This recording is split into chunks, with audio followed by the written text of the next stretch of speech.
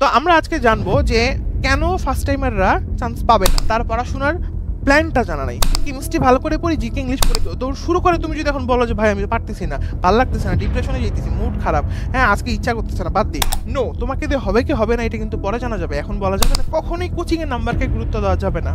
হ্যাঁ, কোচিং এ আমি হচ্ছে 60 পাইছি 100-র মধ্যে, তাহলে তো অনেক খারাপ, তাহলে আমাকে দিয়ে দেন তোমার ব্রেন আসলে কার্যকরী হচ্ছে তবে। আর গুজবে কান দেওয়া যাবে না। যারা এমসিকিউ গাইড থেকে এমসিকিউ মুখস্থ করার চেষ্টা করবে তারা কোনোদিনই মেডিকেলে যাচ্ছে না। অবশ্যই মূল বই পড়বা এবং মূল বই পড়বা এবং মূল বই পড়বা। অনেকেরই এইটা ভ্রুক্ষেপও নাই যে পড়া কমপ্লিট হচ্ছে না, এর বিষয়ে তার মাথা জীবনে প্রতি বছর ধরে মেডিকেল অ্যাডমিশন টেস্ট দিচ্ছ না, তো তোমার অবশ্যই প্রশ্ন ব্যাংক ধরছেও মজা করে কোচিং এ যাচ্ছে আস্তে আস্তে সেই সঠিক প্যাটার্নটা শেখা। তোমার ব্রেন একসাথে অনেক ইনফো নিতে থাকবে, রাইট? আমি চ্যাপ্টারটা কোনো মতো দেখে একবার গেছি পরীক্ষা, তুমি যেন ইনস্ট্যান্টলি মানে প্রশ্নগুলো টপিকের নাম শুনে আল্লাহ মাথা দিয়েছে, মাথা দিয়ে চিন্তা করবা, সোলেমানি বই, আসমানি বই, এগুলো পড়া। সো এই জিনিসগুলো তুমি ফার্স্ট টাইম হিসেবে তোমার, তো সেই ক্ষেত্রে কিন্তু ওর একটা বিশাল ঝামেলা হয়। আসসালামু আলাইকুম, ওয়েলকাম টু মেডিকেলওয়ালা। মেডিকেলওয়ালা থেকে আমি হাসিবুল হোসেন শান্ত ভাই আবার একটা ভিডিও নিয়ে চলে আসছি। খুবই ইম্পর্টেন্ট একটা কথা বলবো, খুবই ইম্পর্টেন্ট টপিকে, তো ভিডিওটা খুবই মনোযোগ দিয়ে প্রথম থেকে শেষ পর্যন্ত দেখো। তো আমরা আজকে জানবো যে কেন ফার্স্ট টাইমাররা চান্স পাবে না, বা কোন কোন ভুলগুলো করলে ফার্স্ট টাইমাররা আসলে চান্স পাবে না। নাম্বার ওয়ান হচ্ছে 2-3টা কোচিং এ ভর্তি হইলে, এটা খুবই জরুরি। 2-3টা কোচিং এ ভর্তি হইছে, বাসায় একটা টিচার রাখছে, নিজে পড়াশোনা করে না, অনলাইনের মধ্যে সারাদিন করে বেড়াচ্ছে, 7-8 ঘন্টা ধরে ক্লাসের নামে ওই জোকস করে বেড়াচ্ছে, এইগুলো করলে চান্স পাবে না। Number one. নাম্বার টু হইতেছে যে তার পড়াশোনার প্ল্যানটা জানা নাই। পড়াশোনার প্ল্যান কি, মানে একটা চ্যাপ্টার বা একটা বই আমরা কিভাবে কমপ্লিট করব, সে জুওলজি আমরা কিভাবে কমপ্লিট করব, সে বোটানি আমরা কিভাবে কমপ্লিট করব, সেই সঠিক প্যাটার্নটা সে জানে না। সঠিক, এখানে বলতে গেলে অনেক বড় হয়ে যাবে ভিডিওটা, আমরা আরেকটা ভিডিওতে এটা আনবো যে কিভাবে তুমি আসলে জুওলজি বইটা পড়বা বা বোটানি বইটা পড়বা বা ফিজিক্স কেমিস্ট্রি বইগুলো তুমি রিডিং করবা, মানে পড়বা জিনিসটা কোন প্যাটার্নে হবে। হ্যাঁ, আগে মূল বই পড়বা, তারপর প্রশ্ন ব্যাংক পড়বা, কিভাবে আসলে জিনিসটা হবে এটা নিয়ে তোমাকে জানতে হবে। তো আমরা বললাম যে যে প্যাটার্ন জানবে না ঠিক মতো, হ্যাঁ কোন প্যাটার্নে আসলে কি বলতো যে আমাদের কোশ্চিনগুলো হবে। এবং নাম্বার 3 হচ্ছে যে আমাদের অবশ্যই মাথায় রাখতে হবে যে আমাদের কোচিং এর যে পড়াগুলো থাকবে এই পড়াগুলো আমাদেরকে কি করতে হবে, কমপ্লিট করে ফেলতে হবে। কোচিং এর পড়া কমপ্লিট করে ফেলতে হবে। অনেক ফার্স্ট টাইমার আছে যারা চান্স পাবে না, যারা কোচিং এর পড়া কমপ্লিট করবে না। অনেকেরই এইটা ভ্রুক্ষেপও নাই যে পড়া কমপ্লিট হচ্ছে না, এর বিষয়ে তার মাথা ব্যথাও নাই। অনেকেই আছে দেখবা কোচিং এর গতিতে আঁকাচ্ছে, সেও মজা করে কোচিং এ যাচ্ছে আস্তে আস্তে, এবং আসার পর দেখতেছে বাপরে বাপ, মানে কিছুই পড়লাম না, ঠিক আছে পরের দিন নতুন ক্লাস, এরকম করে কিন্তু একটা সে একটা মানে বলা যায় না একটা নাটকের মধ্যে আছে আর কি, সে নাটকে পারফর্ম করতেছে কিন্তু আসলে তার কোনো উন্নতি হচ্ছে না। আচ্ছা, নাম্বার 4, প্রশ্ন ব্যাংক অ্যানালাইসিস করবেন, এটা খুবই জরুরি। তুমি জীবনে প্রতি বছর ধরে মেডিকেল অ্যাডমিশন টেস্ট দিচ্ছ না, তো তোমার অবশ্যই প্রশ্ন ব্যাংক ধরে কোন প্রশ্ন ব্যাংকটা মানে ধরে তোমার কি করতে হবে, তোমাকে অবশ্যই অ্যানালাইসিস করতে হবে কোন কোন চ্যাপ্টার থেকে কি প্রশ্ন আসছে, কি কি আমার এখান থেকে পড়তে হবে, কোন কোন টপিকগুলো বেশি জরুরি, রাইট?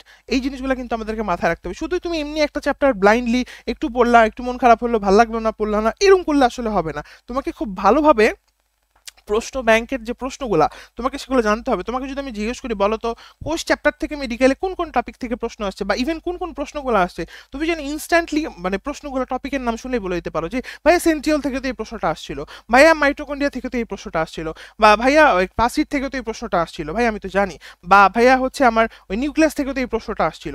সো দেন তোমার ব্রেন আসলে কার্যকরী হচ্ছে। ব্যাপারগুলো খুব মন দিয়ে শোনো, নাহলে কিন্তু কাজ করবে না ভিডিওটা তোমার জন্য। আচ্ছা, আর কি, এবং অবশ্যই তোমাকে মাথায় রাখতে হবে যে আমার জিকে ইংলিশটা যেন খুব গুরুত্ব পায়। এই জায়গাতে কিন্তু সবাই ভুল করে, ভাবে কেমিস্ট্রি ভালো করে পড়ি, জিকে ইংলিশ পড়ে কি লাভ। জিকে ইংলিশ এমন একটা জনরাতে আমরা বাস করতেছি এখন বা যুগে, যে জিকে ইংলিশ পড়লে কিন্তু অনেক ভালো একটা মার্ক তোলা যায়, 25 নাম্বারের মধ্যে অনেক নাম্বার তোলা যায়। এখন তো জিকে ইংলিশে টোটাল 25 নাম্বার, জানো তো। তো এখন তুমি কেমিস্ট্রি ভালো করে পড়তেছো, জিকে ইংলিশ পড়তেছো না। অনেক বাচ্চার ক্ষেত্রে এটা হয়, জিকে ইংলিশ পড়ে না, জিকে ইংলিশ একদমই পড়ে না। হ্যাঁ, তো সেই ক্ষেত্রে কিন্তু ওর একটা বিশাল ঝামেলা হতে পারে। তুমি প্রত্যেক দিন কোচিং এর পড়ার পাশাপাশি জিকে ইংলিশ যেটা দেওয়া হয়েছে সেটা কিন্তু কমপ্লিট করতে হবে, অলসতা পরিহার করতে হবে, এটা খুবই জরুরি। তোমার মনে রাখতে হবে মেডিকেল অ্যাডমিশন টেস্ট এটা একটা দৌড় প্রতিযোগিতা। তুমি যদি একটা দৌড়ের মধ্যে অবতীর্ণ হয়ে বা তো দৌড়ের মধ্যে দৌড় শুরু করে তুমি যদি এখন বলো যে ভাই আমি পারতেছি না, ভালো লাগতেছে না, ডিপ্রেশনে যেতেছি, মুড খারাপ, হ্যাঁ আজকে ইচ্ছা করতেছে না, বাদ দিই, তো তুমি দেখবা দৌড়ে তুমি নাই, পিছনে চলে গেছো অনেক। তো তুমি যদি আসলেই প্রিপারেশন নিতে চাও, তোমাকে কিন্তু এই অলসতা, ডিপ্রেশন এসব কাটাইতে হবে।